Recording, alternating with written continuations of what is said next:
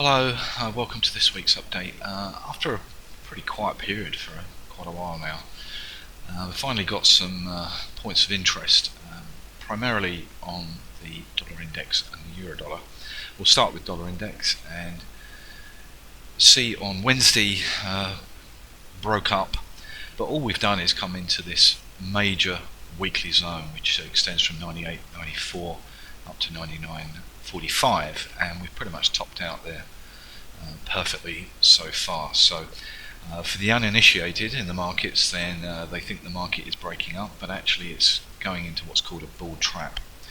And we've had exactly the same thing on the euro dollar, where we have finally, after a long time waiting, hit the hidden level at 109.10. The reason it's hidden is because it goes back so far. I mean, it's a weekly point, and we've held that point. So what it means for the market is price needs to make a daily close below 109, even really, in order to signal a breakdown, and that would target 103.41.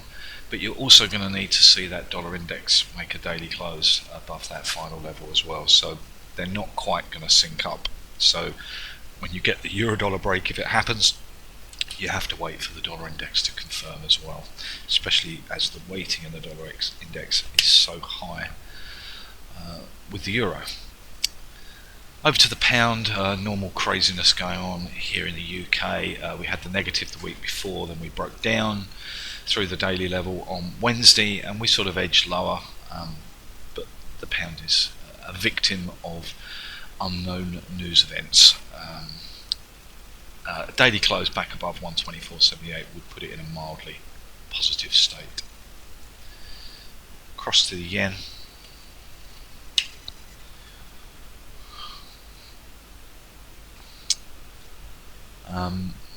Went below the monthly breakout point on Tuesday and then reversed it quite sharply.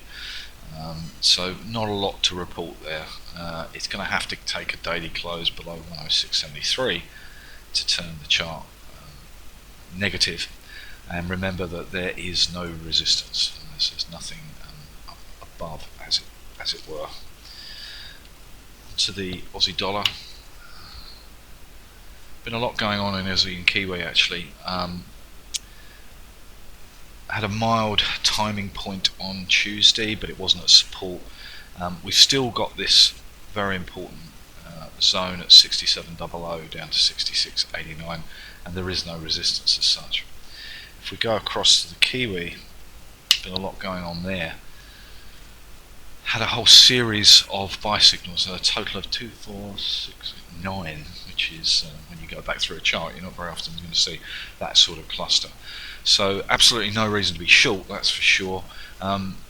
None of those signals were at support though, so only for people who have to be long or need to be long.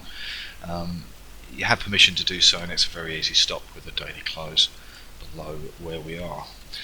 Not surprisingly, with all those buy signals on the Kiwi, this created a reversal in the Aussie Kiwi cross, so we had a negative signal on Monday and we sort of edged lower,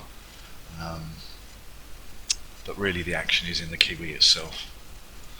Finally, dollar CAD, and not much to report here, very quiet. Had a minor negative on Tuesday, but really one of the more boring pairs at the moment. Okay, we'll leave it at that.